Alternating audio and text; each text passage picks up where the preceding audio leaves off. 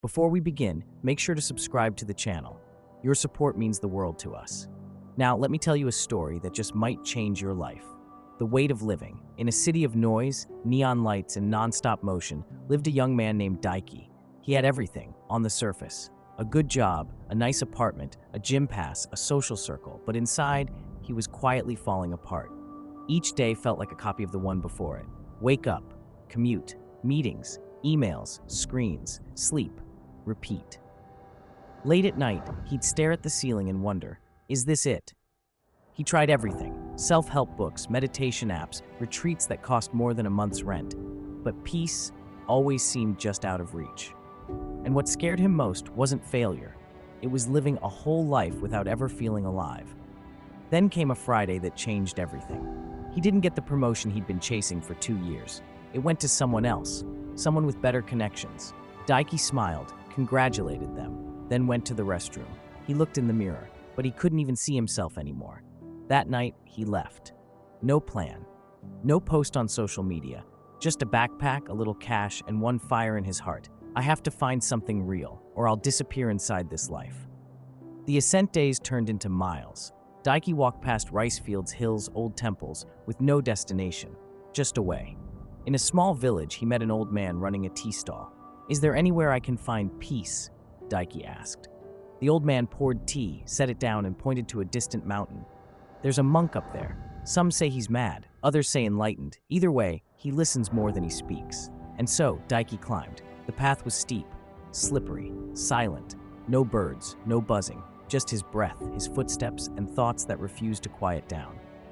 At the summit, surrounded by fog and pines, stood a simple hut. Outside sat an old monk, watching a single leaf float in a puddle. He didn't greet Daiki, didn't move, just watched. Finally, the monk said without turning his head, "You brought too much with you." Daiki looked at his bag. "You mean this?"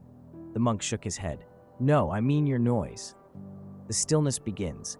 He motioned Daiki to sit. Silence followed. 10 minutes, 20 an hour. The monk finally spoke again. "Say what you came to say."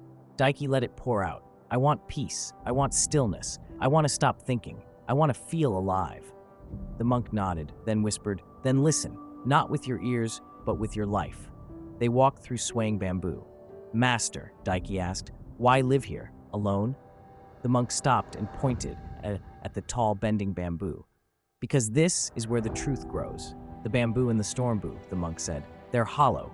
They bend. They look fragile. But when storms come, they survive." And then he told Daiki a story, not from books, but from the mountain itself. Long ago, a mighty storm was coming.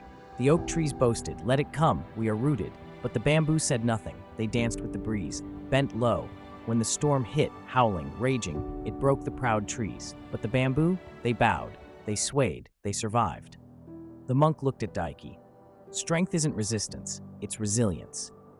The unlearning Daiki stayed for weeks. No lectures, no lessons, no steps to success. Just silence, sweeping leaves, drawing water, watching clouds. At first it felt like wasting time, but soon the noise began to thin. He noticed things, the warmth of tea, the sound of rain, the feel of dirt beneath his feet. He didn't stop thinking, he just stopped believing every thought. And he realized, peace isn't found, it's what remains when you stop chasing. The return one morning, the monk gave Daiki tea, then said, "It's time." "Time for what?" Daiki asked. "To go home," the monk replied. "But I don't feel enlightened." The monk laughed, because enlightenment isn't a feeling, it's freedom from needing to feel anything at all. As Daiki bowed to leave, the monk gave him a small parchment. On it, one word, bend. A life transformed. Daiki returned to the city. Nothing had changed, but he had. The job, the bills, the chaos, they were still there. But now, he bent. When people judged, he breathed. When plans failed, he smiled. When storms came, he swayed, because Daiki had become like bamboo. And in his pocket, he kept that parchment, a whisper from the mountain. Bend. The moral: the storm is not your enemy, your resistance is. Don't fight life, don't cling, don't resist. Bend, flow, breathe. Because peace isn't lost, it's just hidden beneath your need for control.